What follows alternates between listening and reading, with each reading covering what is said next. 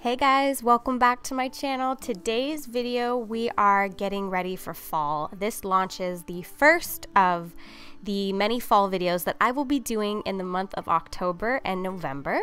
But I like to start with a really nice deep cleaning.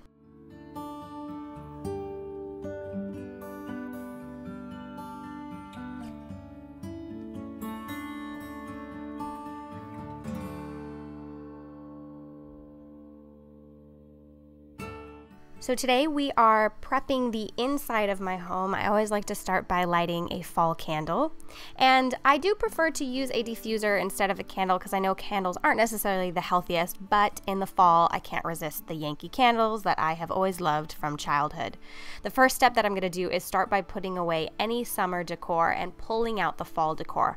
Now, before I start to decorate for fall, there are a few things that need to be checked. Now, it's still, as you can see, 80 degrees in California, but if you just turn on the heater on a day when it's a little cold, you can get a sense, if you haven't used it since last winter, if it needs, you need to call someone out to check on it. Just run it for a little bit, make sure it's running smoothly.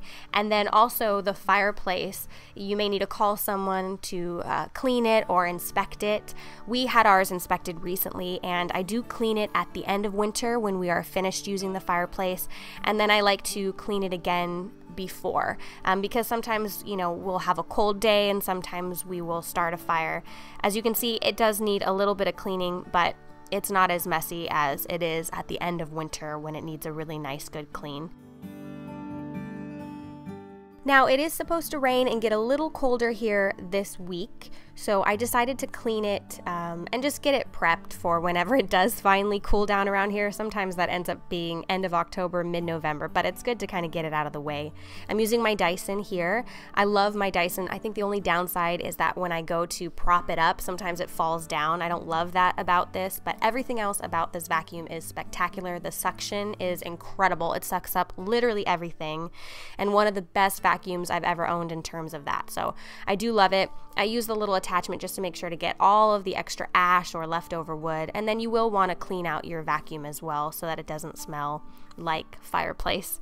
And then I'm just going to give the inside of the fireplace a good scrub. Now again, we're probably not going to be using it for at least a few days, so you can use a little baking soda, some dish soap, mix that together and use a scrubber and just kind of scrub the inside of the fireplace. Now, I'm not going to go too crazy because obviously this is a fireplace and it's just going to get dirty again, but this does help cut the smell a little bit, and this is something I like to do twice a year just to get it nice and clean.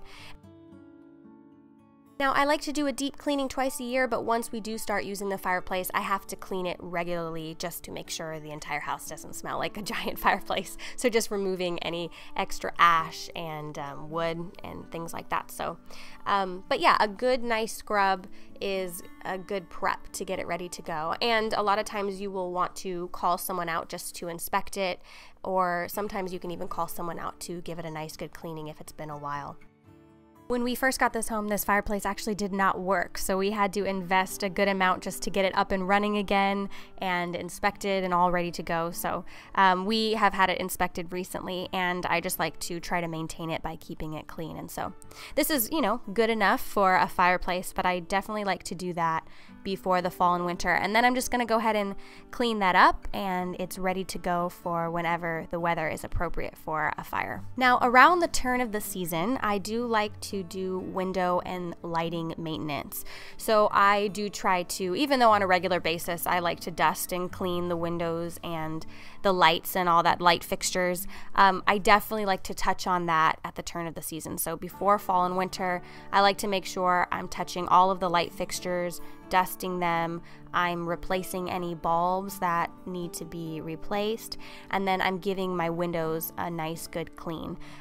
Several videos back, I shared my routine on how I clean the windows. Before the weather cools down, you also want to make sure that the windows are opening and closing properly, there's no drafts being let in, and I also like to give the windows a really good clean. So this is actually what I showed in the video before, just some baking soda and vinegar in that area of the window that definitely collects dust and gets kind of gross, and then a toothbrush. You can get that nice and clean, and then come in with a towel, get that nice and clean, and then also use some WD-40 just to make sure, again, all the windows are opening and closing properly, and cleaning the windows themselves. And that's definitely something I like to try to do when I do my spring cleaning, when I do my fall and winter cleaning.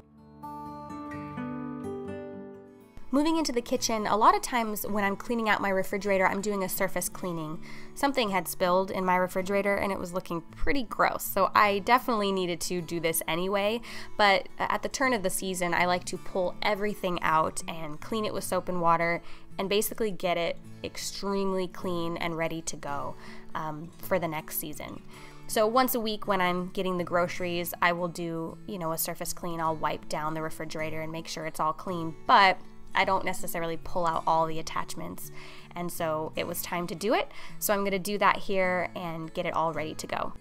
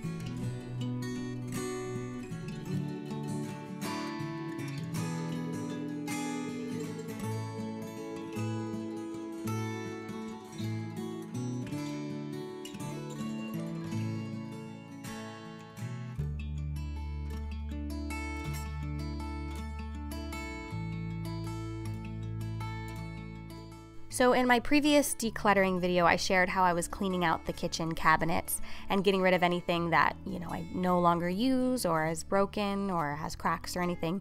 So that's something I would recommend doing also at the turn of the season. Cleaning out the oven is another really good one. Same type of thing, dish soap and baking soda pretty much cleans everything, and then a really good scrub brush.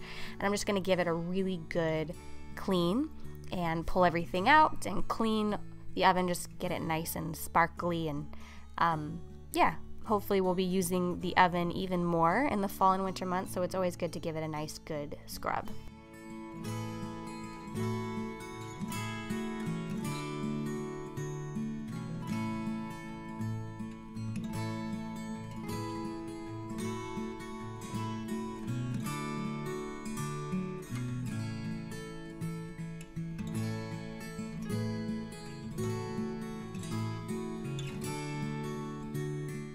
Again, something I try to do more often, every few weeks, maybe not once a week, but moving the carpet back. This carpet looks pretty. I got it on Amazon. I like it because it's really pretty, but my dogs think it's where they're supposed to go to the bathroom. Sometimes, not all the time. And it is the dustiest darn rug. Look at that. Every time I move it, and I don't wait that long to move it, I move it regularly and clean under there, and it's a jute rug, and it always has a ridiculous amount of dust. So it's pretty, but it's definitely high maintenance. Also, this happens every few weeks, but at the turn of the season, definitely pushing back all of the furniture. There's always a good amount of dust bunnies and random toys and lost remotes and hair ties. Things that you don't know where they are, they're probably behind the couch. So I like to clean all that up. I vacuum. I also vacuum the edges. I make sure to vacuum the back of the couch. I have a special attachment for my vacuum that is for furniture. I also have pets that have fur, so I try to get it as clean as possible and basically looking how I would want it to look if there was no furniture there, because things just tend to collect, and Cheerios and dust bunnies and all that goodness. So I'm going to give the back of the furniture a nice good vacuum. I'm going to vacuum the floor, and then I'm also going to give it a good mop, and then I can go ahead and push the furniture back and put the rug back down and know that it's all clean underneath.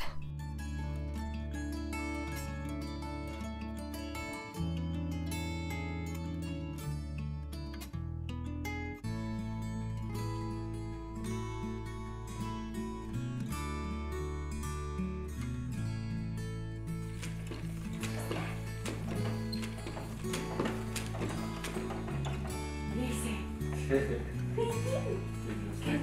you move? Good boy, good boy. My kids and dogs are professionals at coming up right behind me after I clean and, you know, making it a little less than perfect. So I always remind everybody who watches my videos that I have 2 kids, 3 dogs, and a crazy family, crazy and loud family living in my home. So I enjoy cleaning and getting it as organized as possible, but it doesn't stay that way. And of course I want my family to just feel free and not feel like, you know, they can't move in the house. So yeah, it's important to clean it so that it doesn't get too out of control, but obviously it doesn't stay clean for that long. So I'm gonna go ahead and push the furniture back. Then I'm gonna mop the floor, put the carpet back, and it's very refreshing to know it's clean for now. And so when I pull out the fall decor and start decorating, I'm decorating in a clean space and I'm all prepped for the fall and winter. The other thing that I like to do is wash and prep the bedding for the colder months. So when it starts to get cold, you have clean bedding ready to go. So I make sure that that's all ready and you can pull it out when needed. So that completes the first installment of my fall and winter cleaning routine. This is the indoor version. I'm also going to do an outdoor version and possibly some more, but I have some yummy food videos coming soon, some fall decor, some beauty videos. So keep your eyes out for all the fall goodness. And thank you so much for watching my channel. I'll see you in the next video. Bye.